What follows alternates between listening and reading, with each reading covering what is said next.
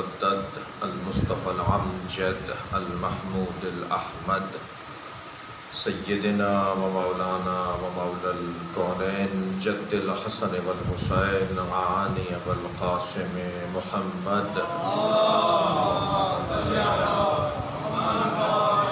وآله الطيبين الطاهرين المعصومين الذين قال الله إنما يريد الله ليذهب عنكم الرجس أهل البيت ويطهركم تطهيرا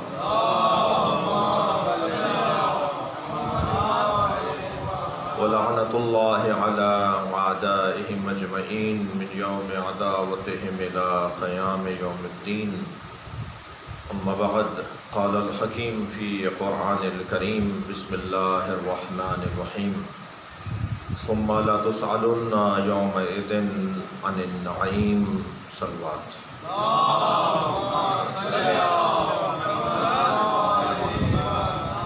التماس ہے ایک سورہ فاتحہ 3 مرتبہ سورہ اخلاص مرحومہ مقبورہ نثار بانو بنت علی حسن خورشید فاطمہ بنت علی متقی جعفری اور اس ممبر کے 50 سالہ خدمت گزار ہر سال ہر فرشادہ کے انعقاد پر جناب اشرف عباس ابن منور عباس حاضر رہتے تھے. رحم اللہ من قرأ الفاتحہ. بسم اللہ الرحمن الرحیم الحمد للہ رب العالمین الرحمن الرحیم مالک یوم الدین ایاک نعبد و ایاک نستعین اهدنا الصراط المستقیم صراط الذین انعمت علیہم غیر المغضوب علیہم ولا الضالین. بسم اللہ الرحمن الرحیم قل هو اللہ احد الصمد لم یلد ولم یولد ولم یکن له کفوا احد. بسم اللہ الرحمن الرحیم قل هو اللہ احد اللہ الصمد لم یلد ولم یولد ولم یکن له کفوا احد. اللهم صل علی محمد وآل محمد. مومنہ طلعت زہرا کی شفا یابی کے لیے تمام مریضوں کی شفا کلی کے لیے بلند تر صلوات پڑھیں.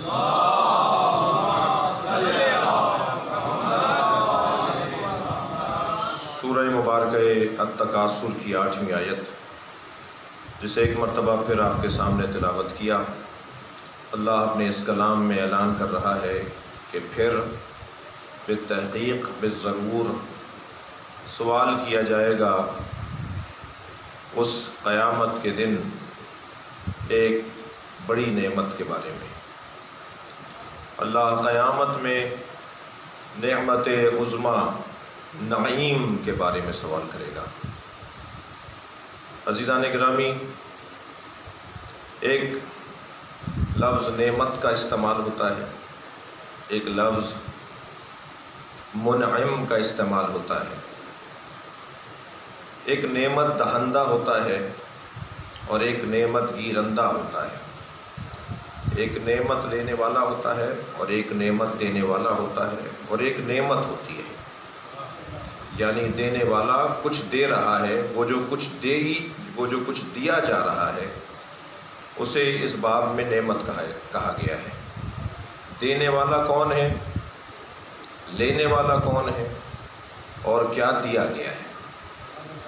یہ بھی ذہن عالی میں ہے کہ جب تک نعمت کا احساس نہ ہو کہ یہ نعمت ہے اور اس کی کیفیت اور حیثیت کا پتہ نہ ہو، اس وقت تک اس کی قدر بھی نہیں ہوتی. میرے ہاتھ پیر سالم ہیں، اس وقت تک مجھے ان کی قدر کا اندازہ نہیں ہوتا جب تک میں کسی اپاہج کو نہ دیکھ لوں.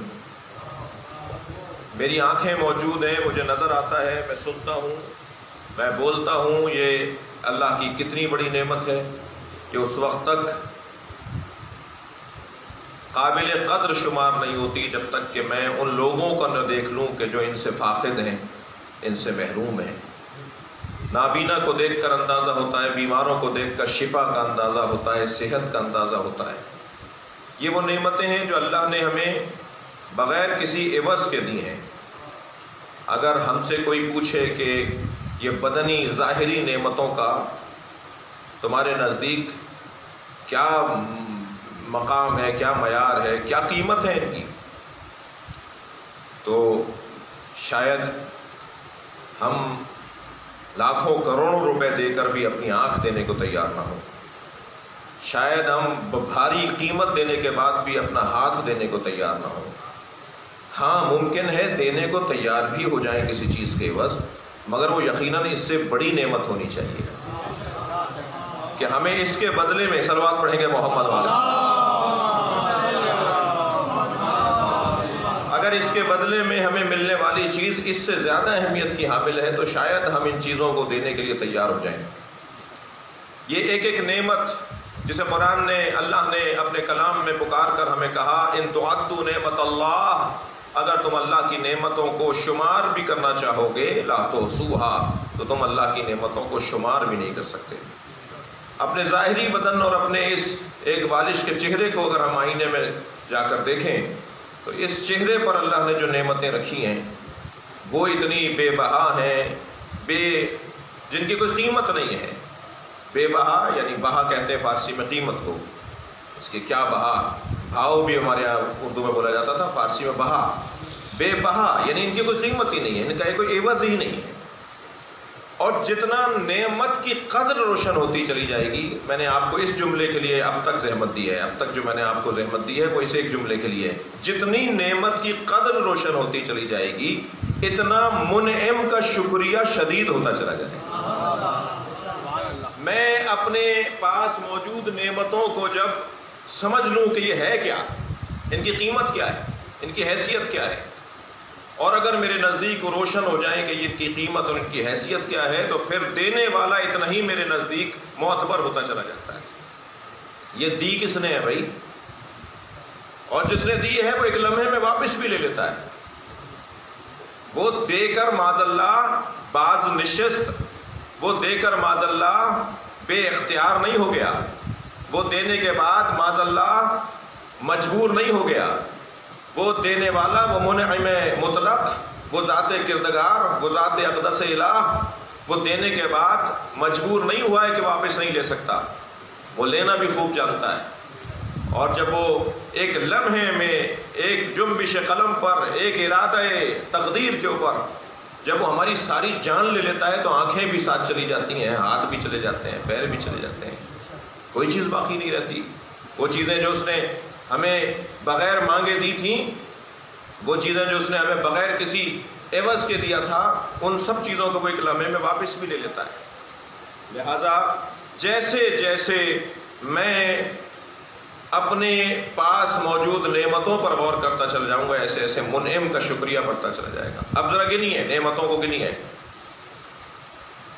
ہم تو پہلے اقرار کر چکے ہیں کہ ہم تو گن ہی نہیں سکتے، ہمیں تو پہلے سمجھا دیا گیا ہے کہ تم گن نہیں سکتے۔ ہم جس جانب نگاہ اٹھا کر دیکھ رہے ہیں وہاں اس کی ایک نعمت نظر آ رہی ہے، ہم جس بات کو سوچ رہے ہیں اس کی ایک نعمت نظر آ رہی ہے۔ ذرہ ذرہ اللہ کی نعمت ہے، بس جب اللہ کی نعمتوں کی تعداد اتنی ہے تو ہم شمار جب نہیں کر سکتے تو پھر شکریہ کیسے ادا کر سکتے ہیں؟ ہاں بس ہمیں اتنا کہا گیا ہے کہ تم منعم کا شکریہ ادا کرو اور اپنی حاضری اپنے رب کی بارگاہ میں بر وقت رکھو۔ ہم تمہاری جانب سے نعمتوں کے بدلے میں برابر کا شکریہ نہیں چاہتے، ہم تمہارا خلوص نیت چاہتے ہیں۔ اگر ہم نے انگنت تمہیں نعمتیں دی ہیں تو انگنت سجدے تو تم کر نہیں سکتے۔ اگر ہم نے انگنت تمہیں نعمتیں دی ہیں تو اس کے بدلے میں اتنا ہی تو تم ہماری بارگاہ میں حاضریاں نہیں دے سکتے۔ لہذا شکریہ ادا کرنے والا جتنا خلوص بڑھاتا چلا جائے گا اس کا شکریہ اتنا ہی وزنی ہوتا چلا جائے گا۔ 2 رکعت نماز آپ بھی پڑھتے ہیں، 2 رکعت نماز میں بھی پڑھتا ہوں، 2 رکعت نماز ہم بھی پڑھتے ہیں، 2 رکعت نماز پیغمبر اکرم بھی پڑھتے تھے، 2 رکعت نماز مولا کائنات بھی پڑھتے تھے۔ کیا کسی میں جرت ہے کہ وہ یہ سوچ بھی لے کہ میری نماز اور نبی کی نماز برابر ہے؟ جیسے جیسے وجود انسانی کے اندر خلوص بڑھتا چلا جائے گا اتنا اس کا سجدہ سنگین اور اس کا سجدہ اہم ترین ہوتا چلا جائے گا۔ اچھا، کبھی کبھی زمانے کو اور کبھی کبھی مکان کو، کبھی کبھی زمان اور کبھی مکان کو اہمیت حاصل ہے۔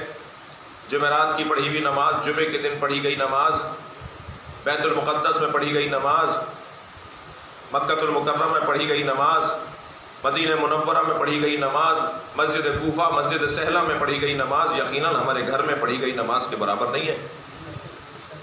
یعنی مکان بدلتا جا رہا ہے تو نماز کی قیمت بھی بڑھتی جا رہی ہے،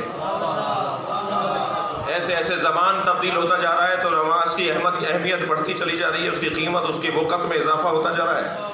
میں 2 رکعت نماز اپنے گھر میں اپنے حجرے میں پڑھوں اس کو مجھے ثواب ضرور ملے گا، مگر وہی 2 رکعت نماز میں اگر مسجد میں آ کے پڑھ لوں تو اس کا ثواب 10 برابر زیادہ ہو جائے گا۔ وہی 2 رکعت نماز میں اگر جامع مسجد میں جا کے پڑھ لوں تو اس کا ثواب 1000 برابر زیادہ ہو جائے گا۔ نماز تو وہی ہے، قرأت وہی ہے، لہجہ میرا وہی ہے، لب میرے وہی ہیں، الفاظ میرے وہی ہیں، یہ زمان اور مکان بدلنے سے ثواب میں اضافہ کیوں ہو رہا ہے؟ اس کا مطلب یہ ہے کہ عبادات میں زمان اور مکان کو دخالت ہے۔ جہاں زمان اور مکان، میں نے زحمت دی اس ایک جملے کے لیے، جہاں زمان کو دخالت ہے، جہاں مکان کو دخالت ہے، وہاں حسن فعلی کو بھی دخالت ہے۔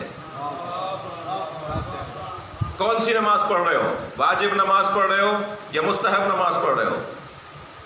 جہاں مکان کو دخالت ہے، جہاں زمان کو دخالت ہے، وہاں حسن فعلی کو بھی دخالت۔ فعل کون سا ہے؟ کون سی نماز ہے؟ عزیزو، جہاں زمان کو دخالت ہے، مکان کو دخالت ہے، حسن فعلی کو دخالت ہے، وہاں حسن فاعلی کو بھی دخالت ہے۔ کون پڑھ رہا ہے؟ یہ 2 رکعت نماز کون پڑھ رہا ہے؟ اب یہ جیسے جیسے یہ پڑھنے والا عظیم ہوگا، ایسے ایسے اس نماز کا مقام بھی منفرد ہوتا چلا جائے گا۔ اب وہ کیسا زمان تھا، وہ کیسا مکان تھا، وہ کیسا حسن فاعلی تھا، وہ کیسا حسن فاعلی تھا، وہ کیسا حسن فعلی تھا کہ ایک ضربت ثقلین کی عبادت پر بھاری ہو گئی۔ صلوات پڑھیں گے محمد و آل محمد۔ ضربت علی یوم الخندق افضل من عبادت الثقلین۔ علی کی ایک ضربت جو یوم خندق علی ابن ابی طالب نے ایک ضرب ماری تھی، ایک ضرب، وہ ثقلین کی عبادت سے افضل ہے، ثقلین کی عبادت سے افضل ہے۔ بات علی کے سجدے کی نہیں ہو رہی، بات علی کی ضربت کی ہو رہی ہے۔ جس کی ضربت عبادتوں پر غالب ہو، اس کی عبادت عبادتوں کے ساتھ کیا مقایسہ کیا جائے؟ اس کے سجدے کی کیا اور اس کے قیام کا کیا مقام ہوگا، اس کے رکوع کا کیا مقام ہوگا۔ نعمت دینے والا اللہ، نعمتوں کی تعداد انگنت ہم شمار نہیں کر سکتے، تو اللہ نے ہمیں آسانی فراہم کر دی کہ تم صرف ایک نعمت کا شکریہ ادا کرتے رہو، باقی ساری نعمتوں کا شکریہ میں خود قبول کر لوں گا۔ میں لفظ اور بدلوں، اگر تم سالم ہاتھوں کا شکریہ ادا کرو اور اس بڑی نعمت کا شکریہ ادا نہ کرو تو میں قبول نہیں کروں گا۔ اگر تم سالم آنکھوں کا شکریہ ادا کرو اور اس بڑی نعمت کا شکریہ ادا نہ کرو تو میں اس نعمت کو قبول نہیں کروں گا۔ اگر تم اپنے سالم وجود کا، سالم فضا کا، آب و ہوا کا، مادی نعمتوں کا شکریہ ادا کرو، اس نعمت عظمیٰ کا شکریہ ادا نہ کرو تو میں ان شکریوں کو قبول نہیں کروں گا، میں ان شکریوں کو قبول نہیں کروں گا۔ اپنے اس بیان کو اگر میں حدیث سے مستند کر دوں، نبی فرماتے ہیں کہ اگر کوئی شخص، توجہ چاہوں گا، اگر کوئی شخص صفا و مروہ کے درمیان حالت روزہ میں سعی کرتا ہوا ایک پہاڑ سونا صدقہ دینے کے بعد راہ خدا میں مظلوماً مار دیا جائے اور اس کے دل میں علی کی محبت نہ ہو تو وہ جنت کی خوشبو بھی نہیں سن سکے گا۔ صلوات پڑھیں گے محمد و آل محمد۔ وہ تمام تر نعمتوں کا شکریہ ادا کرے اور ایک نعمت عظمیٰ کا شکریہ ادا نہ کرے تو اس کا شکریہ قبول نہیں کیا جائے گا۔ تو بس ایک نعمت کا شکریہ ادا کرتے رہو، ایک نعمت کو یاد رکھو تو گویا تم نے ساری نعمتوں کا شکریہ ادا کر دیا۔ وہ نعمت جسے نعیم کہہ کر اللہ نے یاد کیا ہے، دینے والا اللہ، نعمت ولایت علی، لینے والے ہر وہ شخص کے جس کے اندر حمل کرنے کا، تحمل کرنے کا، برداشت کرنے کا مقام اور اہلیت اور صلاحیت ہے۔ یہ ولایت علی، اس کو حمل کرنا، اس کو برداشت کرنا، جو پہاڑوں نے برداشت نہیں کی، جو زمینوں نے برداشت نہیں کی، اور پھر انسان کانا ظلوماً جہولا، اس انسان نے لے لیا کہ میں اٹھاؤں گا اس بار کو۔ صلوات پڑھے ذرا محمد والے۔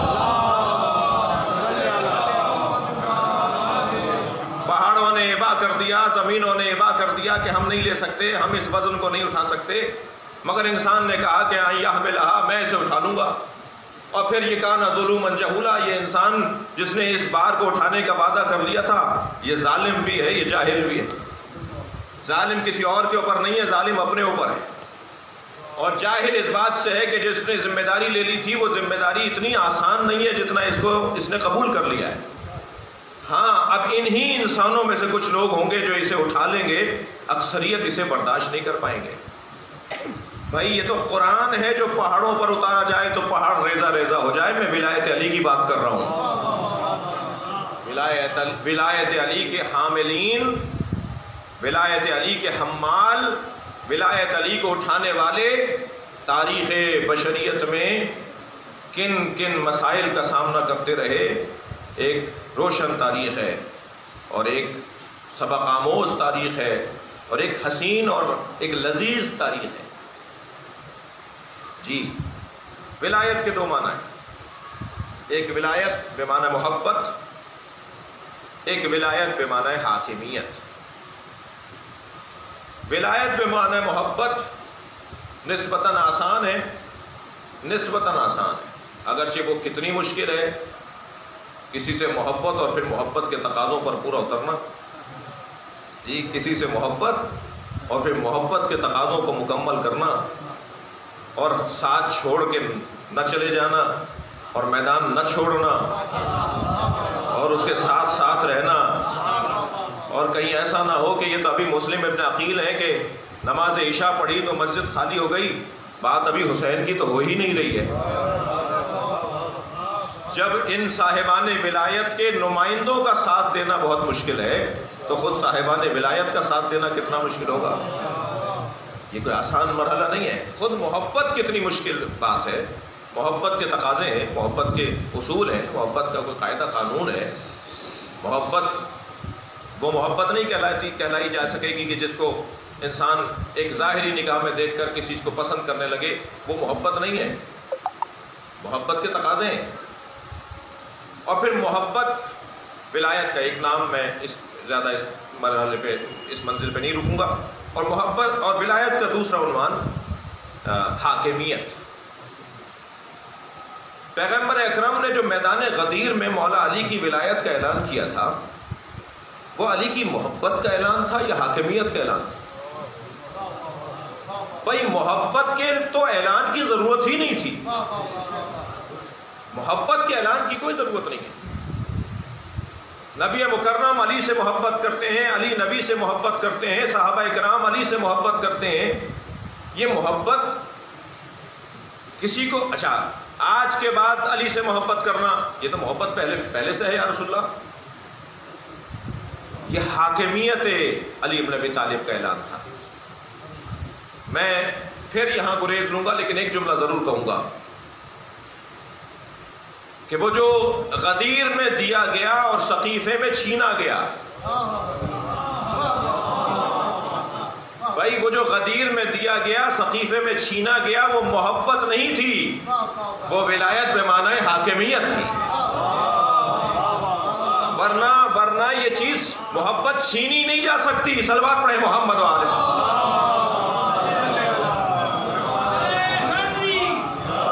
محبت کو کوئی چھین نہیں سکتا۔ اور جو گلا شکوہ، خطبہ شقشقیہ، اور جو مرثیے، اور جو غم اور اندوہ کا ایک اظہار ہوتا رہا، وہ محبت بمعنی ولایت بمعنی محبت نہیں ہے، وہ ولایت بمعنی حاکمیت ہے۔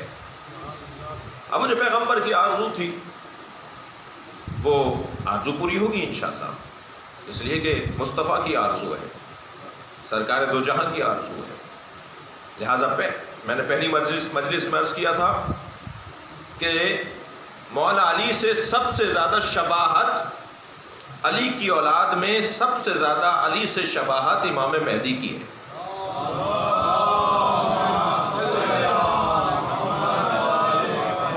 یہ جو سب سے زیادہ شباہت، میں نے چھٹے امام کا قول سنایا تھا آپ کو، یہ جو سب سے زیادہ شباہت امام مہدی کی ہے مولا علی سے، وہ اسی وجہ سے تو ہے کہ وہ جو غدیر میں اعلان ہوا تھا اس کا جلوہ بھی تو نظر آئے۔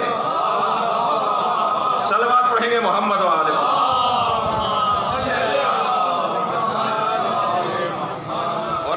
گرامی، یہ جو محبت کے باب میں کچھ دیر ٹھہرنا چاہوں گا کہ محبت یوں ہی نہیں ہو جاتی.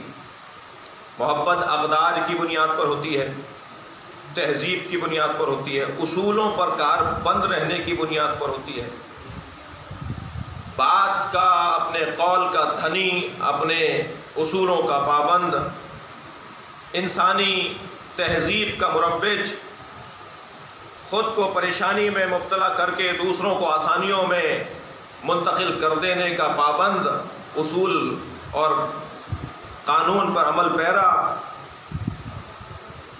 ناداری میں لوگوں کو دینے والا، پریشانی میں دوسروں کو خوش رکھنے والا، نہیں ہے تب بھی دے دے، شجاعت اور بہادری بازو کے زور پر اور تلوار کی کاٹ پہ اظہار نہ ہو بلکہ اعصاب کی مضبوطی سے شجاعت اور بہادری کا مظاہرہ کرنے والا، کہ اگر ہاتھ سے تلوار ٹوٹ کر گر بھی جائے تو میدان سے جانے کا نہ سوچے بلکہ اپنے اعصاب کی مضبوطی پر میدان میں ڈٹا رہے اور اس کا نہتہ کھڑا ہو کر میدان میں ڈٹنا جمنا دشمن کو پسپا کرتا ہوا نظر آئے کہ اس کے ہاتھ میں کچھ بھی نہیں ہے تب بھی یہ میدان چھوڑ کر نہیں جا رہا. جنگ احد میں عزیزان گرامی 16 زخم آئے ہیں مولا کائنات کو. یہ واحد جنگ ہے جس میں مولا کے بدن مبارک پر ضربیں لگی ہیں اور زخم لگے ہیں، مگر علی بن ابی طالب میدان چھوڑ کر نہیں گئے. اور میدان میں جب کبھی مولا پہ جنگ سخت ہوتی تھی تو فرماتے ہیں کہ میں کچھ دیر کے لیے نبی کے قریب جا کر ہمت لے کر آتا تھا. اللہ اکبر. میں سرکار کی پناہ میں چلا جاتا تھا، مولا علی کا جملہ، میں سرکار کی پناہ میں چلا جاتا تھا اور نبی کی پناہ میں جا کر ایک حوصلہ لے کر آتا تھا اور پھر میدان میں اتر جاتا تھا. کتنے لوگ رہ گئے تھے؟ مجموعی طور پر 17 افراد رہ گئے تھے. مولا علی ان میں ایک ہیں، اور وہ افراد بھی علی بن ابی طالب کے حوصلے کی بنیاد پر علی ہیں تو ہم بھی ہیں. اور جس انداز سے آپ نے جنگ لڑی اور بار بار آوازیں دیتے رہے پیغمبر اکرم میرے علی اس طرف سے آؤ، یہ واحد جنگ ہے جو نبی مکرم کے دندان مبارک شہید ہوئے. یعنی دشمن اتنا قریب آ گیا، سرکار پر ہاتھ اٹھا دیا، سرکار کی بے ادبی کی اور سرکار کو زخمی کیا. اور اس کے بعد جب جنگ تمام ہوئی اور علی نے اس میدان کو سر کیا تو مولا نبی نے یہی سوال کیا تھا نا، یا علی جب سب چلے گئے تھے تو تم کیوں نہیں گئے؟ تو بڑا تاریخی، بڑا حسین جملہ مولا علی کا، ایک قانون ساز جملہ ہے مولا علی کا. فرماتے ہیں افروا بعد الایمان، اکفروا بعد الایمان، میں ایمان کے بعد گریز کر جاتا، میں ایمان کے بعد کفر اختیار کر لیتا. دونوں عبارتیں ہیں. صلوات پڑھیں گے محمد والا. میں ایمان کے بعد گریز اختیار کر جاتا، میں ایمان کے بعد کفر اختیار کر لیتا. یا رسول اللہ آپ وہاں موجود تھے، میں کہاں چلا جاتا، میں آپ کو چھوڑ کر کہاں چلا جاتا. اور یہ وہی جنگ ہے کہ جس جنگ کے اندر پیغمبر اکرم نے پہلی مرتبہ یہ قول علی کی شان میں ارشاد فرمایا. جب جبریل نے کہا نا یا رسول اللہ دیکھیں علی کیسے لڑ رہے ہیں، فرمایا کیسے نہ لڑے، وہ مجھ سے ہے اور میں اس سے ہوں. عزیزان گرامی، محبت کے کچھ اسباب ہوتے ہیں. کوئی اگر کسی سے محبت کرتا ہے تو اس کے اندر کمال دیکھ کر محبت کرتا ہے. پہلے تو علی سے محبت، آپ کی دقت کا شکر گزار ہوں، آپ کی توجہ کا شکر گزار ہوں، اور جو پوری دنیا میں ان مجالس کو سن رہے ہیں، بعض احباب کے میسج ہیں، بعض احباب کے پیغامات ہیں آپ کے لیے. اس دفعہ کی مجالس اپنی نوعیت کی منفرد مجالس ہیں اور ان میں خلوص اور سچائی بہرحال کچھ غالب نظر آ رہی ہے. لہٰذا بیماروں اور پریشان حالوں کی طرف سے آپ سے التماس ہے کہ ان کے لیے دعا کریں کہ اللہ ان کی پریشانیوں کو، ان کی بیماریوں کو دور فرمائے، انہیں شفا عطا فرمائے. یہ جو محبت ہوتی ہے نا کسی سے، یہ بغیر سبب کے نہیں ہوتی. اور پھر مولا کائنات کی باب محبت میں تو میں یہ کہوں کہ خود سرکار چاہتے ہیں کہ علی سے محبت ہو. امت کو جب ایک ایک لمحے کی سنتیں یاد ہیں، صلوات پڑھیں ذرا محمد والے.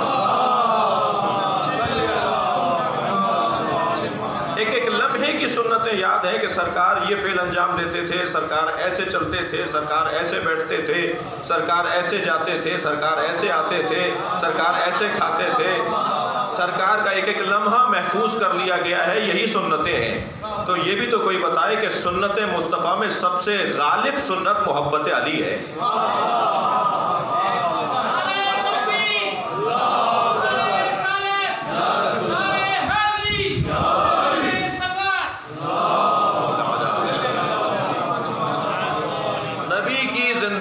سب سے غالب سنت محبت علی ہے۔ جب یمن کے اوپر حملہ ہوا اور یمن کی فتح کے لیے مولا کائنات یمن کو فتح کر کے آئے مولا، جب جنگ یمن کو فتح کیا آپ نے تو حضرت مالک اشتر انہی لوگوں میں سے ہیں جو اس وقت میں مولا کے لشکر میں شامل ہوئے، اس وقت کم سن تھے۔ تو جب تشریف لے گئے تو نبی مکرم نے اللہ کی بارگاہ میں جو تکرار کے ساتھ دعا کی ہے، جب تک علی آ نہ گئے، تکرار کے ساتھ ایک دعا کی، اللہم لا تمتنی حتی نرا، یا اللہ مجھے موت نہ آ جائے جب تک میں علی کو دیکھ نہ لوں، یا اللہ مجھے اس دنیا سے نہ اٹھانا، میں علی کو دیکھے بغیر اس دنیا سے جانا نہیں چاہتا۔ احادیث سے مستفاد ہے کہ جب سرکار کی خدمت میں مولا کائنات تشریف فرما ہوتے تھے تو ہر دفعہ آنے پر، آپ نے یہ تو سنا، ہم نے یہ بہت پڑھا کہ سیدہ کے آنے پر مولا کائنات سیدہ کے آنے پر نبی مکرم کھڑے ہو جاتے تھے، جی قام الیہا بڑھ کر استقبال کرتے تھے، قبل یدیہا ہاتھوں کا بوسہ دیتے تھے، واجر صحابی مجلس سے اور اپنی جگہ پر بٹھاتے تھے۔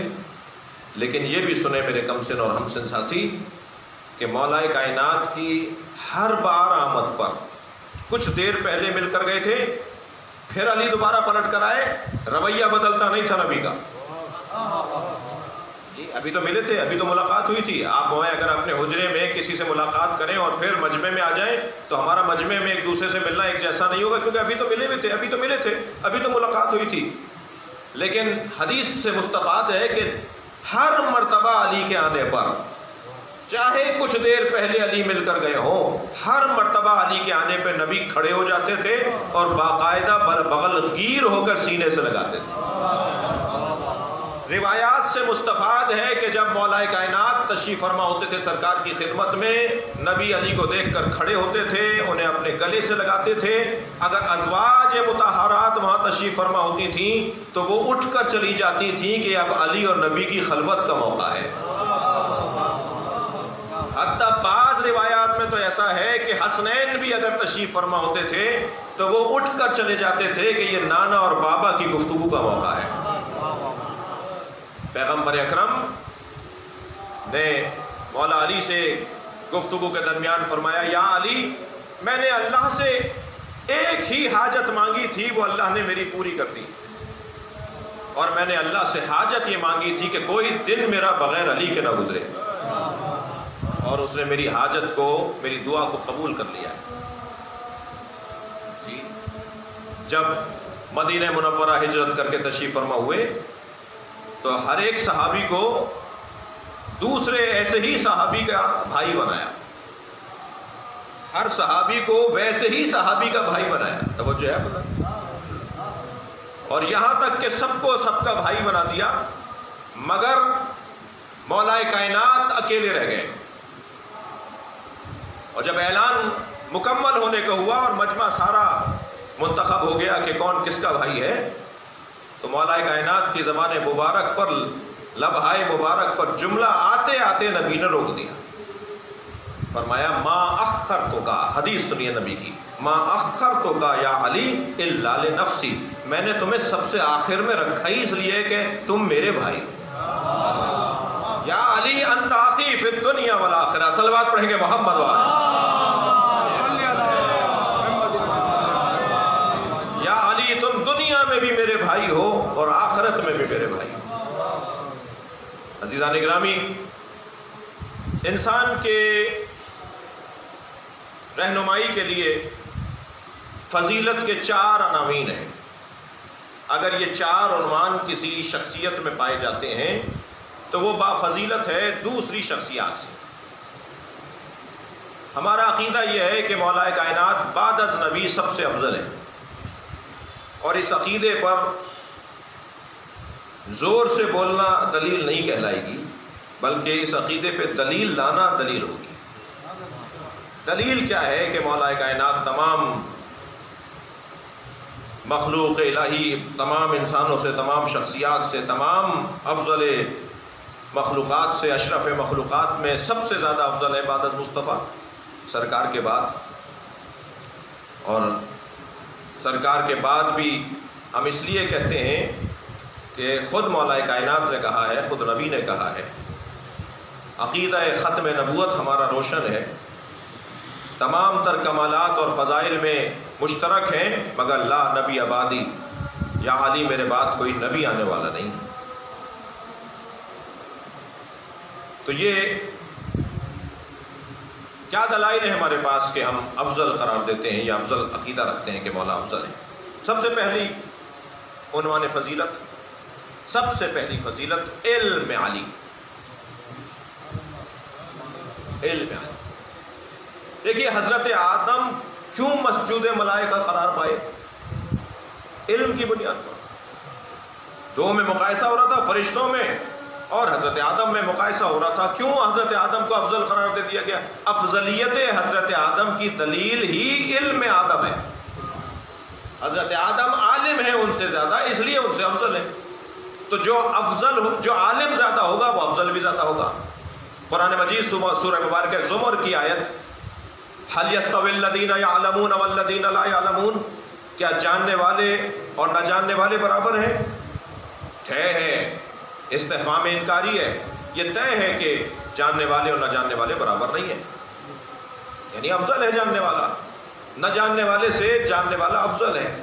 علم علی، اور کوئی اس بات کا انکاری نہیں ہے کہ اعلمکم علی، اقضاکم علی، افقہکم علی، یہ سرکار دو جہاں کے فرامین ہیں۔ علی تم سب سے زیادہ عالم ہے، علی تم سب سے زیادہ بڑا قاضی ہے، تمہارے درمیان سب سے زیادہ اچھا فیصلہ کرنے والا ہے، علی تم سب سے زیادہ فقیہ ہے، تم سب سے زیادہ سمجھنے والا ہے بات کو۔ نبی مکرم نے مولا کائنات کے علم کے باب میں جو کچھ فرمایا، پھر مشاہدہ کیا ہوا؟ مشاہدہ یہ کہ کوئی ایک مثال نہیں ملتی۔ میں اس ممبر سے دعووں کا مزاج تو نہیں ہے، دعویٰ، لفظ دعویٰ کا کہنا بھی خود ایک دعویٰ ہوتا ہے اور بہت زیادہ اچھی بات نہیں ہوتی، لیکن میں ایک بات ضرور کہتا ہوا گزروں گا کہ کوئی ایک مثال تاریخ میں دکھائی جائے جس میں مولا کائنات نے یہ کہا ہو کہ مجھے اس کا جواب نہیں آتا۔ کوئی ایک مثال لا کر دکھائی جائے۔ تنقید کرنے والے بہت ہیں، ممکن ہے کوئی کہے کہ مولانا اگر کوئی مثال لے آیا تو اس کے اوپر برائی آ جائے گی۔ نہیں، برائیاں پہلے ہی انہوں نے بہت لی ہوئی ہیں۔ صلوات پڑھے ذرا محمد والے۔ لائیں کوئی ایک مثال، مولا کائنات نے کبھی کسی مسئلے میں فرمایا ہو کہ اس کا مجھے جواب نہیں آتا۔ علم علی، وہ علم الاشیاء کا عالم ہو، وہ علم ما کان و ما یکون کا عالم ہو، یا وہ علم ذات کا عالم۔ تین قسمیں بیان کی ہیں علم کی۔ علم الاشیاء، یہ جتنا بھی اطراف میں آپ کو چیزیں نظر آ رہی ہیں، جو کچھ ہماری آنکھوں سے ہمیں نظر آ رہا ہوتا ہے، جو مشہود ہو جاتی ہیں چیزیں، حتیٰ جو مشہود نہیں ہوتی، جیسے یہ بیماری جو اس وقت آئی ہوئی ہے، یہ انسان کی آنکھ سے دکھائی نہیں دی جا سکتی، دیکھی نہیں جا سکتی، اور اس کے لیے ان مشینوں کا استعمال، اور اس میں بھی وہ کتنا ناتوان ایک جانور ہے جس کے پیر بھی نہیں ہیں، جس کو خود گھر چھوڑ کر آنا پڑے گا۔ صلوات پڑھیں ذرا محمد والے۔ اتنا نہیں، وہ ناتوان جانور یہ بڑے بڑے لنترانیاں اور فرعونیت، فراہنہ اور بڑے بڑے بادشاہوں اور بڑی بڑی طاقتوں کو جو زیر کر رہا ہے، اتنا ناتوان ایک جانور، ایک وائرس، ایک ایسا وجود جو اس وقت پوری دنیا کو اس نے روک دیا ہے، کام کرنے سے روک دیا ہے۔ البتہ اللہ کے ہر کام کے اندر اور اللہ والوں کے ہر کام میں حکمت ہے۔ میں اور آپ جس دروازے پر بیٹھے ہیں وہ زمانے کو مڑ کر نہیں دیکھتے ہیں، موڑ کر دیکھتے ہیں۔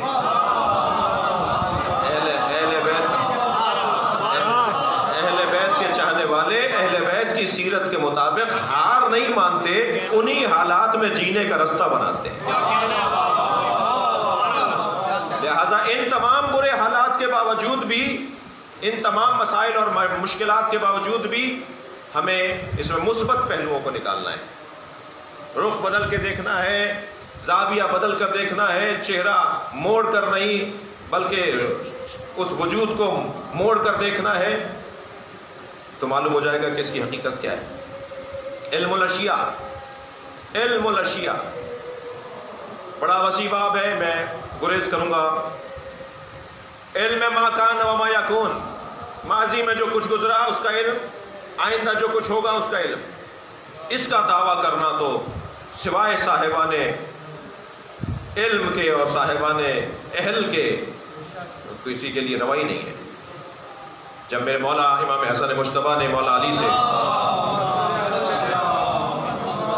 فرمایا بابا دنیا کے بارے میں کچھ نصیحت فرمائیں، تو آپ نے فرمایا تم نے صحیح انسان سے نصیحت طلب کی ہے، میرے پاس ماضی کے تمام مشاہدات بھی ہیں، ماضی کے تمام واقعات بھی ہیں، کیا گزرا ہے حضرت آدم سے لے کر سرکار خاتم تک میں سب جانتا ہوں، اور میں ان تمام معلومات کی روشنی میں یہ بھی جانتا ہوں کہ دنیا بدلتی نہیں ہے، یہ اپنا رخ بدلتی ہے، رنگ بدلتی ہے، خود نہیں بدلتی، آگے بھی یہی کچھ ہونا ہے جو ماضی میں ہوا ہے۔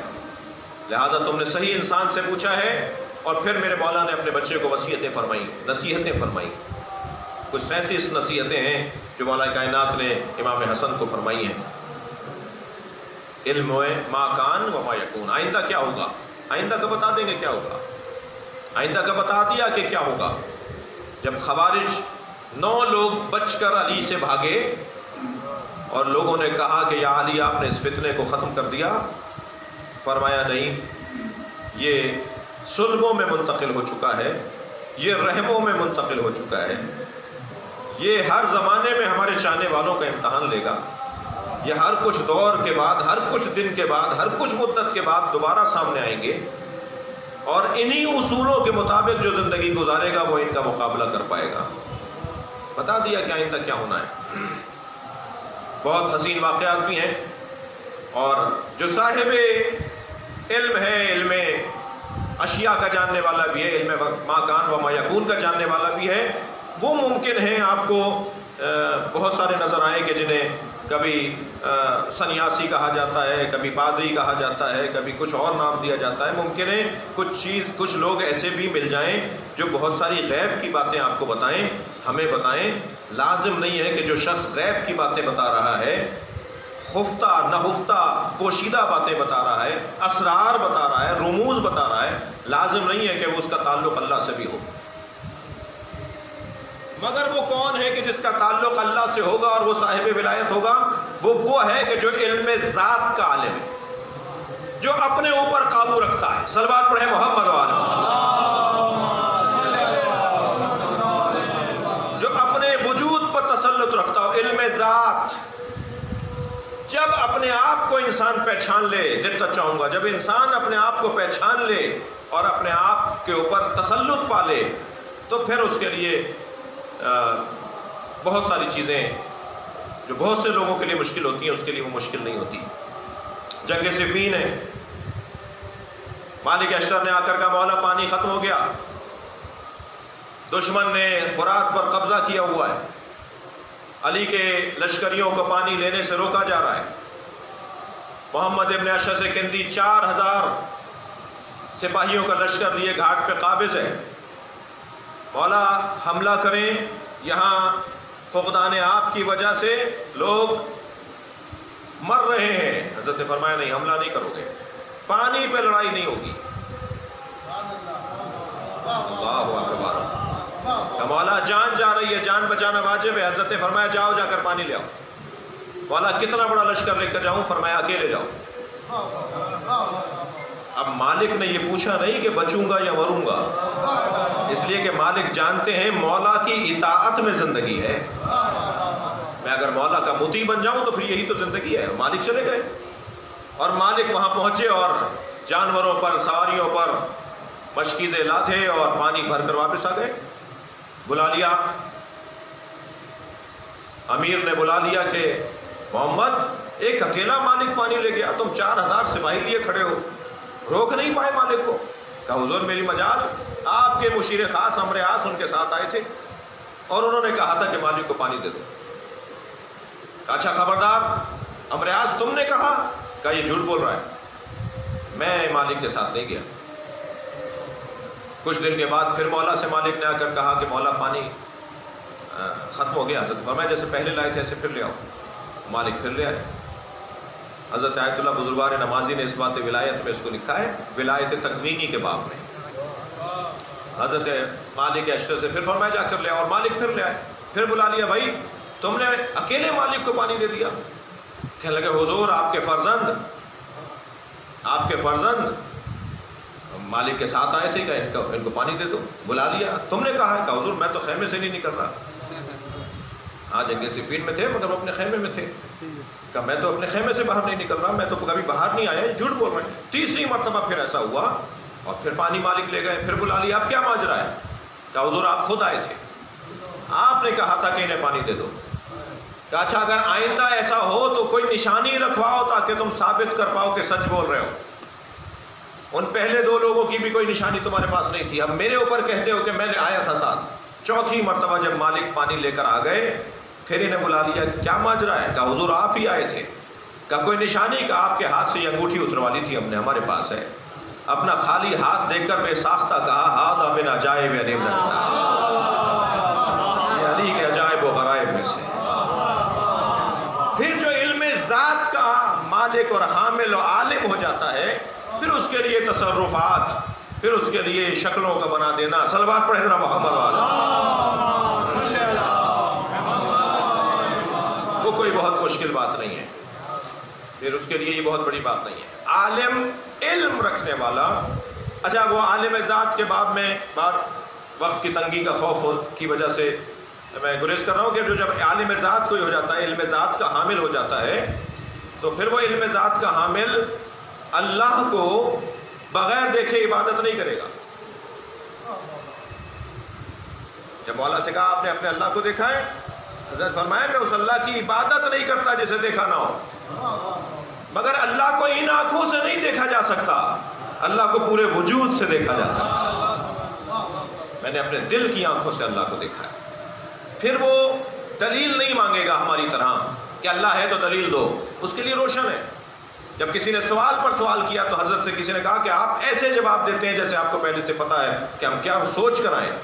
حضرت نے فرمایا بتاؤ تمہارے یہ اگرچہ مولا علی سے بھی منسوب ہے یہ فرمان، مولا رضا سے بھی منسوب ہے. تو حضرت نے فرمایا بتاؤ تمہارے ہاتھ میں انگلیاں کتنی ہیں؟ اس نے کہا 5. حضرت نے فرمایا تم نے سوچ کر جواب کیوں نہیں دیا؟ کہیں بہت واضح ہے. حضرت نے فرمایا پوری کائنات ہم پر ایسے ہی واضح ہے.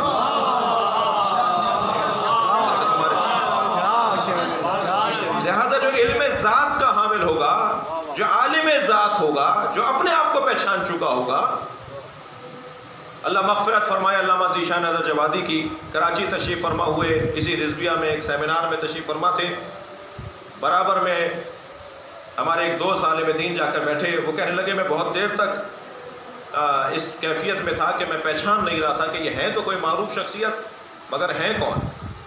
تو کہنے لگے بہت ہی بہرحال عجیب سی کیفیت میں نے پوچھ لیا حضور میں شرمندہ ہوں کہ آپ سے ہی پوچھ رہا ہوں آپ کون ہیں؟ تو انہوں نے بے ساختہ کہا ہم خود اپنے آپ کو نہیں جانتے کہ ہم کون ہیں. سارا مسئلہ یہ ہے کہ ہم اپنے آپ کو نہیں جانتے. صلوات پڑھے ذرا محمد والا. بس جو شخص اپنے آپ کو پہچان لے، یا ایھا الناس یا ایھا الذین آمنوا یا ایھا الذین آمنوا علیکم انفسکم، اے صاحبان ایمان تم پر تمہیں فرض کیا گیا ہے، تم پر دوسروں کو فرض نہیں کیا گیا. ہمارا معاشرہ دوسروں پہ تحقیق کر رہا ہوتا ہے اور اپنے اوپر غور نہیں کر رہا ہوتا. جب ہم اپنے اوپر غور کرنا شروع کریں گے تو یہ وادی بڑی سنگین ہے، بولنے کے لیے اور کہنے کے لیے آسان الفاظ ہیں، مگر ان پر عمل کا جب مرحلہ آئے گا تو یہ سنگینی ہر ایک کے اللہ ہمیں ان باتوں پہ عمل کی اور ان پر غور کی توفیق عطا فرمائے۔ علم فضیلت کا سبب۔ دوسرا فضیلت کا سبب ایمان، دوسرا فضیلت کا سبب ایمان۔ کیا مومن اور فاسق برابر ہیں؟ افمن کان مؤمنا کمن کان فاسقا لا یستوون، سورہ مبارکہ نساء۔ کیا مومن اور فاسق برابر ہیں؟ تو اب قرآن عنوان فضیلت ایمان کو قرار دے رہا ہے۔ جو صاحب ایمان ہوگا وہ صاحب فضیلت ہوگا۔ اگر کوئی مومن ہو جائے تو وہ غیر مومن کے برابر نہیں ہے۔ جو خود ایمان ہو، مولا کائنات کے باب میں یہ لفظ نہیں کہا جائے گا کہ علی مومن ہے، اس لیے کہ ایمان کا آخری درجہ سلمان کو مل گیا۔ ایمان کے آخری درجے پہ حضرت سلمان فارسی رضی اللہ تعالیٰ عنہ فائز ہے، تو پھر سلمان کا مولا کون سے درجے پر ہوگا؟ تو سلمان کے مولا کو مومن نہیں کہا جائے گا بلکہ امیر المومنین کہا جائے گا۔ واحد ذات ہے جس کا لقب امیر المومنین ہے۔ ائمہ اہل بیت نے روکا ہے، خبردار ہمیں امیر المومنین نہیں کہو۔ معصومین نے جب سنا کسی سے کہ آپ کو امیر المومنین کہہ کے پکارا جا رہا، فرمایا نہیں، ہمارے جد علی امیر المومنین ہے، بس امیر المومنین سوائے علی کے کوئی اور نہیں ہے۔ جی، مومن ہونا یہ فضیلت کی ایک دوسری دلیل ہے۔ ترتیب بھی یہی ہے جو میں عرض کر رہا ہوں۔ اور تیسری فضیلت، عنوان فضیلت، وہ ہے تقویٰ۔ علم، ایمان، تقویٰ۔ تقویٰ پرواہ اور احساس اور توجہ کو کہا جاتا ہے۔ تقویٰ احساس، خیال، خوف کو تقویٰ نہیں کہا جاتا۔ اللہ ڈرنے کے لیے اللہ کا وجود نہیں ہے، اللہ کی توجہ، اللہ پر توجہ، اللہ کا خیال، اللہ کی یاد، اللہ کا احساس، اللہ کا ذکر، یہ تقویٰ ہے۔ اور ایک ایسا وقت آ جائے کہ کوئی ایک لمحہ میری زندگی میں اللہ کے ذکر سے خالی نہ ہو، تو یہ ہے تقویٰ پروردگار۔ میں اور آپ تو تقویٰ اختیار کرنے کے لیے دلیلیں، مثالیں، جی اصول، قاعدے، یہ کریں گے تو متقی کہلائیں گے، وہ نہیں کریں گے تو تقویٰ نہیں ہوگا۔ لیکن جو تقویٰ کا نصاب مرتب کرے اسے علی کہا جاتا ہے۔ مولا علی نے 110 صفتیں، وہ بھی حمام ابن عبادہ کا دم نکل گیا جو 110ویں صفت پہ مولا خاموش ہو گئے، ورنہ مجھے نہیں معلوم کہ یہ 110 سے زیادہ صفتیں جاتی۔ وہ مولا کا کلام سن سن کر اتنا اثر لے رہے تھے اپنے اوپر کہ چیخ مار کے روئے۔ دیکھا تو کچھ ہی دیر میں حمام کا دم نکل گیا تھا۔ مولا کی 110ویں صفت پہ مولا کے ایک چاہنے والے کا دم نکل گیا۔ کیا معلوم کہ اب یہ سلسلہ اور آگے بڑھتا؟ جی، ہم پر بھی اس زمانے کے صحابہ کرام کا احسان ہے، جس نے جتنا برداشت کیا اتنا یہاں تک پہنچ گیا۔ جی، اور جو برداشت نہیں کر پائے وہ وہیں رک گئی، وہ بات وہیں رک گئی۔ خطبہ شقشقیہ، مولا علی کی گفتگو سے باہر نہیں ہو، خطبہ شقشقیہ، مولا خطبہ دیتے دیتے ایک مرتبہ مولا خطبہ دے رہے ہیں، حضرت ابن عباس کہتے ہیں ساری زندگی جس خطبے کے ناتمام رہنے کا افسوس کروں گا وہ یہ خطبہ شقشقیہ ہے۔ اگر علی سے مکمل کرتے تو کیا سمندر تہذیب، اقدار کا سمندر، اقدار مرتب کر کے دیے مولا نے، تہذیب مرتب کر کے دیے اس خطبے کے اندر۔ فرمایا میں ساری زندگی افسوس کرتا رہوں گا اس خطبے کے ناتمام ہونے کا۔ ناتمام کیسے ہوا؟ مکمل کیوں نہیں ہوا خطبہ مولا کا؟ مولا خطبہ دے رہے تھے، ایک شخص کھڑا ہو گیا، یا علی میں بصرے سے آیا ہوں، آٹا نہیں مل رہا۔ حضرت نے اپنے حضرت مالک اشتر کو مخاطب کر کے کہا کہ وہاں ایسا کیوں ہے؟ انہوں نے کچھ گفتگو کی، حضرت نے فرمایا ان کے لیے فلاں انتظام کرو، فلاں انتظام کرو، ممبر پہ تشریف فرمایا حضرت، بصرے کے لوگوں کے آٹے کا انتظام حضرت فرما رہے ہیں۔ اس کے بعد فرمایا کہ دعا فرمانے لگے تو آوازیں آنا شروع ہو گئی، یا علی آپ کچھ کہہ رہے تھے؟ فرمایا ہاذہ شقشقۃ، یہ ایک بات تھی میں نے کہہ دی، بس اس سے زیادہ نہیں کہوں گا۔ یہ کہہ کے ممبر سے اتر آئے۔ ابن عباس کہتے ہیں اس خطبے کے ناتمام رہنے کا جتنے مجھے افسوس ہوگا، ساری زندگی کسی اور چیز کا افسوس نہیں ہوگا۔ بے جا بات کرنا، صلوات پڑھیں ذرا محمد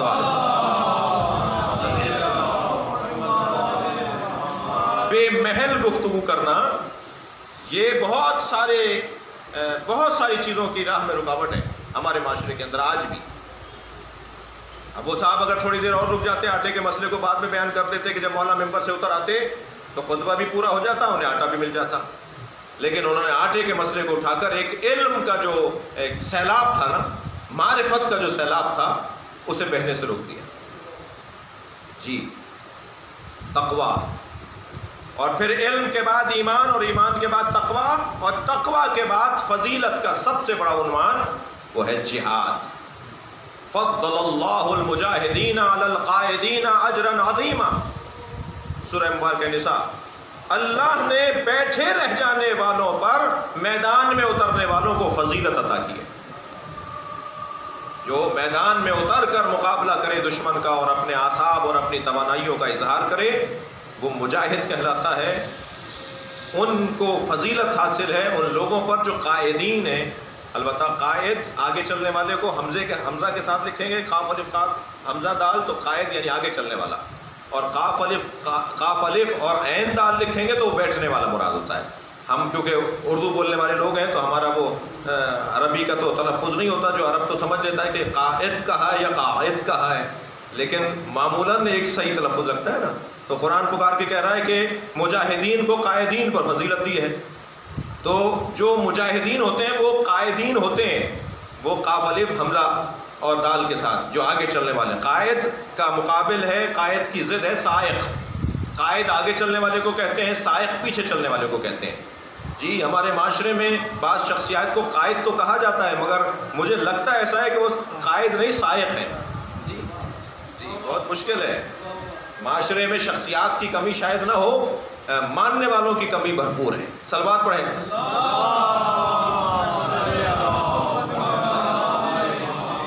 اور بہرحال یہاں فضیلت ہے مجاہدین کو قائدین کے اوپر، بیٹھنے والوں پر، کھڑے رہنے والوں کو اور میدان میں اترنے والوں کو فضیلت حاصل ہے۔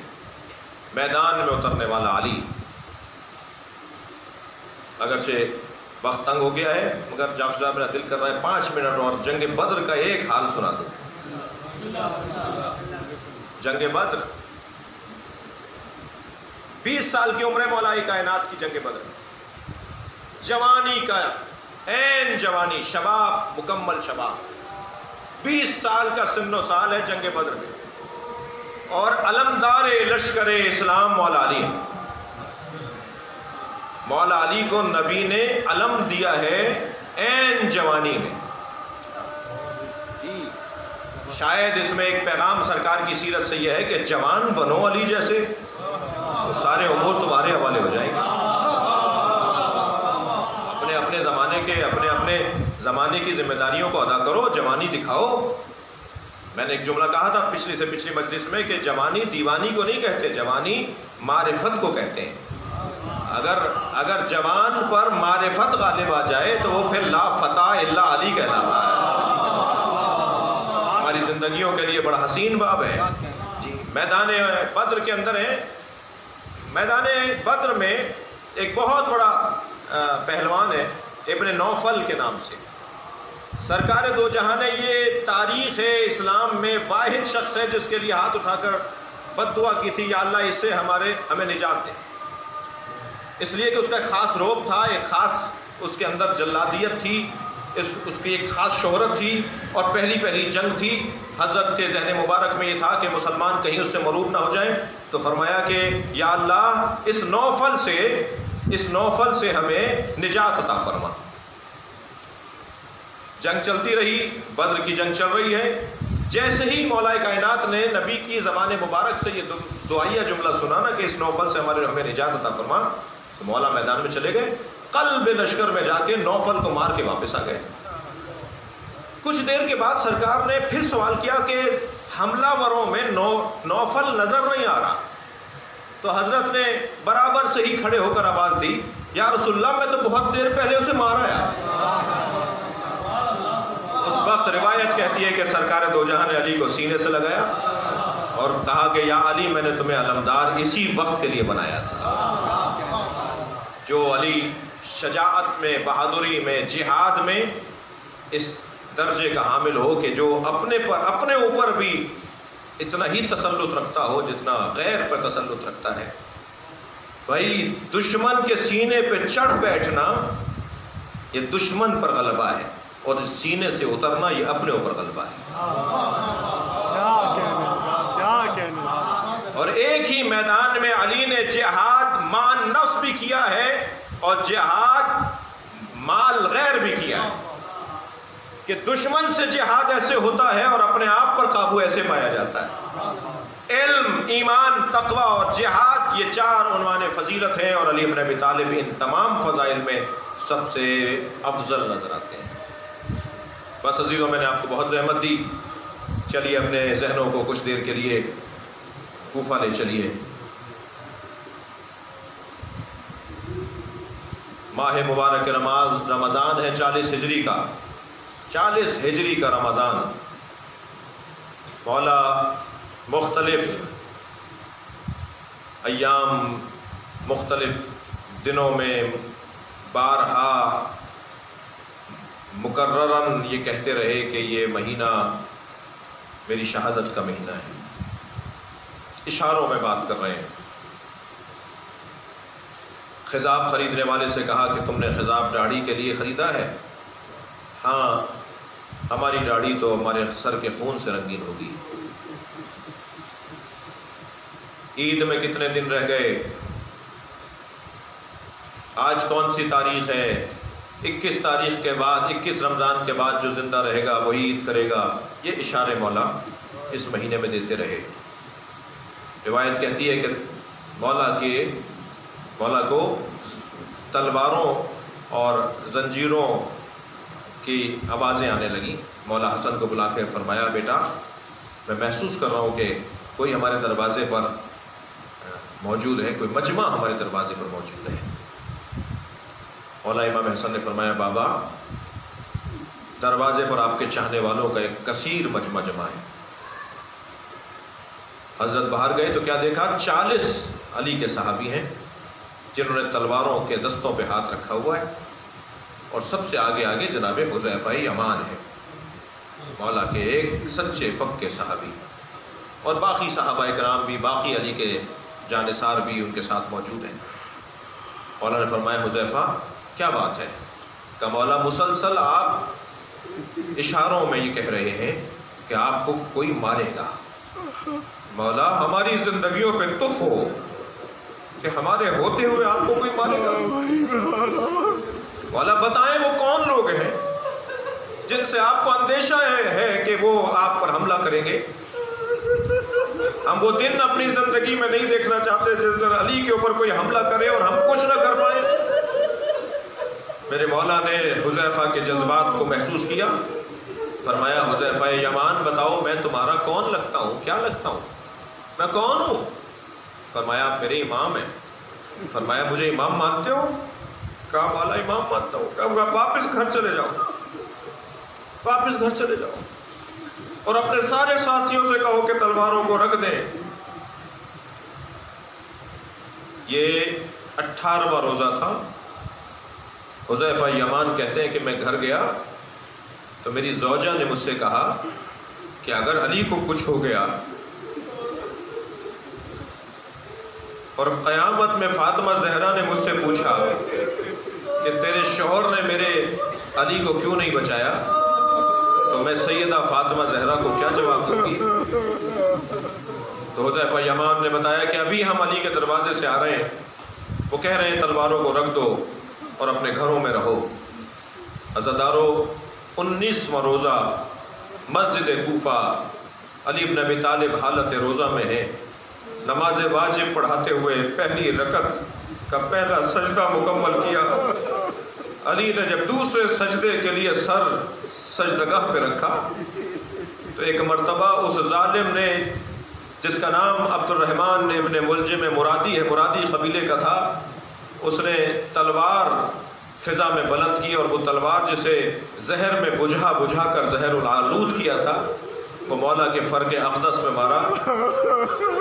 عزادارو، ایک مرتبہ پیغمبر نے سجدے سے سر نہیں اٹھایا تھا حسین کی وجہ سے، تو صحابہ کرام سوچ رہے تھے کہ کہیں کوئی واقعہ تو پیش نہیں آ گیا، اور ایک مرحلہ یہ بھی آیا کہ علی نے سجدے سے سر نہیں اٹھایا، تو کچھ دیر کے بعد محسوس کیا گیا کہ علی کے سر پہ تلوار لگ چکی ہے۔ میں رونے والوں سے ایک سوال کروں گا کہ ابن ملجم نے ایک ضرب ماری یا ایک سے زیادہ ضربیں ماری؟ ابن ملجم نے اس جگہ ضرب ماری ہے کہ جہاں خندق میں علی کے سر پہ چوٹ لگی تھی اور میرے مولا کا سر کھل گیا تھا۔ جب ضربت ماری نا تو سر کھل گیا۔ ابن ملجم نے ایک ضرب ماری۔ اس کے دو سبب ہو سکتے ہیں رونے والوں، دو سبب ہو سکتے ہیں۔ ایک سبب تو ابن ملجم کے ایک ضرب مارنے کا، کئی ضربتیں نہیں ماری، کئی دفعہ تلوار نہیں اٹھائی، ایک ہی تلوار اٹھا کر مار کر چلا گیا، بھاگ گیا۔ ایک ضربت مارنے کا، ایک ہی ضربت مارنے کا ایک سبب تو یہ ہے کہ ابن ملجم جانتا تھا کہ علی کے چاہنے والے یہاں بہت ہیں، مجھے ماریں گے، مجھے پکڑ لیں گے، بس ایک ہی ضربت مار کے چلا جاؤں، سلام ہو حسین ابن علی۔ مارنے والے جانتے ہیں بچانے والا کوئی نہیں، مارنے والے جانتے ہیں حسین کو بچانے والا کوئی نہیں۔ اجرکم اللہ، اجرکم اللہ۔ آواز دے کر کہا بیٹا حسن نماز کو مکمل کرو۔ اسی حالت میں میرے مولا نے نماز ادا کی ہے۔ میرے مولا حسن نے اپنا امامہ کھول کر بابا کے سر پر باندھا تاکہ وہ جو تکلیف ہے اس میں کمی واقع ہو۔ مولا محراب مسجد سے ٹیک لگا کر، تکیہ لگا کر بیٹھے، اپنی نماز اسی نشستہ حالت میں مکمل کی۔ امام حسن نے نماز جماعت کو مکمل کیا۔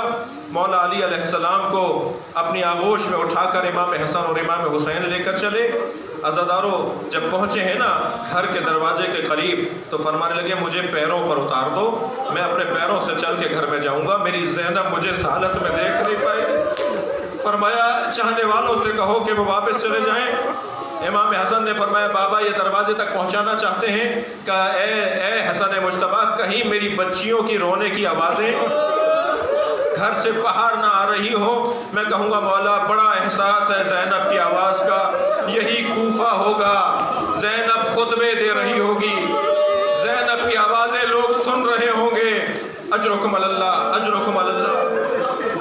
مولا 3 دن بستر علالت پر رہے۔ طبیب نے معائنہ کیا۔ حضرت کے معائنے کے بعد طبیب نے ایک جملہ امام حسن سے کہا، اے حسن مجتبیٰ، اگر علی کو دودھ پلایا جائے تو شاید زہر کا اثر کم ہو جائے۔ علی بن ابی طالب کو دودھ پلانے کی ضرورت ہے۔ عزادارو، روایت کہتی ہے کہ ابھی یہ خبر عام نہیں ہوئی تھی کہ دروازے پہ دستک ہوئی۔ امام حسن نے جا کے دیکھا کوفے کے یتیم بچے ہاتھوں میں کوزے لیے اپنے اپنے حصے کا دودھ لائے کھڑے تھے، ہمارے مولا کو ہمارے حصے کا دودھ پلایا۔ جو شہادت کا دن میرے مولا کا آیا، جو آج جس کی رات ہے، شب شہادت ہے، عزاداروں میرے مولا نے اپنے تمام بچوں کو اپنے سامنے بٹھایا، تمام بہوؤں کو، بیٹیوں کو، دامادوں کو، تمام متعلقین کو، بھرا گھر ہے نا علی کا، سب مولا کے سامنے بیٹھے ہوئے ہیں۔ اور مولا نے ایک مرتبہ دسترخوان ہے، افطار کا وقت ہے، مولا نے فرمایا بیٹا حسن مجھے ذرا تکیہ لگا کر مجھے بٹھاؤ۔ مولا کو سہارا دیا گیا، مولا بیٹھ گئے۔ فرمایا ایک ظرف میں کھانا لاؤ اور ایک کوزے میں پانی لے کر آؤ۔ جب کھانا اور پانی مولا علی کے سامنے آ گیا تو فرمانے لگے بیٹا حسن حسین کہاں ہے؟ تو برابر سے آواز آئی بابا میں آپ کے برابر میں بیٹھا ہوں۔ تو ایک لقمہ اپنے ہاتھ سے بنایا، حسین کے منہ میں دیا، کوزہ پانی کا اٹھا کر حسین کے لبوں پہ لگایا اور ایک جملہ کہا، تمہاری ماں زہرا نے مجھ سے کہا تھا میرے حسین کے کھانے اور پانی کا خیال رکھو۔ اب ایسا وقت آ گیا عزاداروں کے مولا کی شہادت کا وقت قریب ہے۔ میرے مولا نے امام حسن کو اپنے قریب بلایا، وصیتیں کرنا شروع کی، اور وصیتیں جب حضرت نے شروع کی تو دیکھا کہ متعلقین اہل خانہ رو رہے ہیں۔ میرے مولا نے امام حسن کی آنکھوں میں آنسو دیکھے، فرمایا بیٹا حسن خبردار گریہ نہیں کرو، دیکھو اس امت کے تم ذمہ دار ہو، دیکھو کتنے چاہنے والے اس دنیا میں ہمارے رہتے ہیں، بیٹا جو حق کی خاطر جیتا ہے اسے یہ دن دیکھنا پڑتے ہیں، بیٹا گریہ نہیں کرو۔ پھر ایک مرتبہ محسوس ہوا کہ پیروں پر میرے مولا کے کوئی سنگینی ہے، مولا کے پیروں پر سنگینی ہے۔ مولا نے کچھ اپنا سر اٹھا کر دیکھا تو دیکھا حسین پیروں پر سر رکھے بیٹھے اور امام حسین کی آنکھوں سے آنسو جاری ہیں۔ فرمایا بیٹا حسین گریہ نہیں کرو، اے میرے لال دیکھو تمہارے نانا رسول مجھے لینے آ گئے، وہ دیکھو تمہاری ماں زہرا مجھے لینے آئی ہے، اے میرے حسین اگر نانا نے تو پوچھ لیا کہ حسین کو صبر کی تلقین کرو، تمہاری ماں کیا کہیں گی کہ حسین صبر کی تلقین نہیں کی حسین کو، اے حسین صبر کرو برداشت کرو۔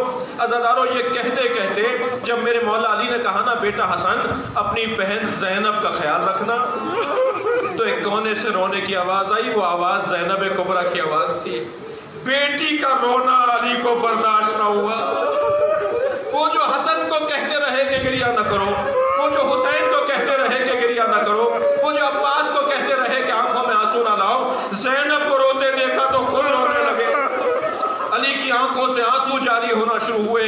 میرے مولا نے زینب کا سر اپنے سینے پر رکھ لیا، امام حسن کا ہاتھ اپنے ہاتھ میں لیا اور ایک مرتبہ آواز دی انا للہ۔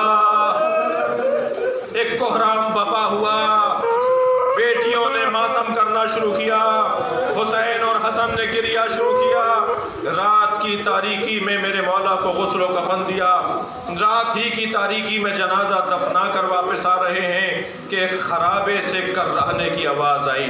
بہت آپ نے گریہ کر لیا، بڑی مجلس طویل ہو گئی، مجھے کچھ دیر کے لیے اور اجازت دے دیجئے۔ ایک خرابے سے کر رہنے کی آواز آئی، ایک نابینا فقیر ہے جو ہائے ہائے کر رہا ہے، جو آوازیں دے دے کر کہہ رہا ہے کوئی ہے جو میرے درد کو سمجھے، کوئی ہے جو میری مصیبت کو جانے۔ میرے مولا امام حسن نے اس خرابے میں قدم رکھا، قریب جا کر بیٹھے۔ بھائی تیری کوئی حاجت ہے؟ کہا میں نے کھانا بھی نہیں کھایا ہے، مجھے دوا بھی نہیں ملی ہے، مگر نہ مجھے کھانا چاہیے نہ دوا چاہیے، مجھے تو میرا مونس لا کے دے دو۔ کہا کیا ماجرا ہے کیا ماجرا ہے؟ کہا 3 دن سے میرا مونس ہے جو مجھ سے ملنے نہیں آیا، وہ روزانہ میرے قریب بیٹھتا تھا، میری دل جوئی کرتا تھا، مجھے اپنے ہاتھ سے کھانا کھلاتا تھا۔ امام حسن نے فرمایا اس کا نام کیا ہے، میں ڈھونڈ کر لے آؤں، میں پوچھوں کہ وہ کہاں رہتا ہے، اسے ڈھونڈو تلاش کر کے لے آؤں، اس کا نام کیا تھا؟ کہنے لگا اے جوان اس نے کبھی اپنا نام ہی نہیں بتایا، جب میں اس سے پوچھتا تھا تمہارا نام کیا ہے تو کہتا تھا فقیر جالس فقیرا، ایک فقیر ہے جو فقیر کے ساتھ بیٹھا ہے۔ کیا اس کا کوئی حسب و نسب؟ کہ میں نے جب بھی اس کا خاندان پوچھا تو وہ یہ کہتا تھا مسکین جالس مسکینا، ایک مسکین ہے جو مسکین کے ساتھ بیٹھا ہے۔ امام حسن نے فرمایا کوئی نشانی بتا۔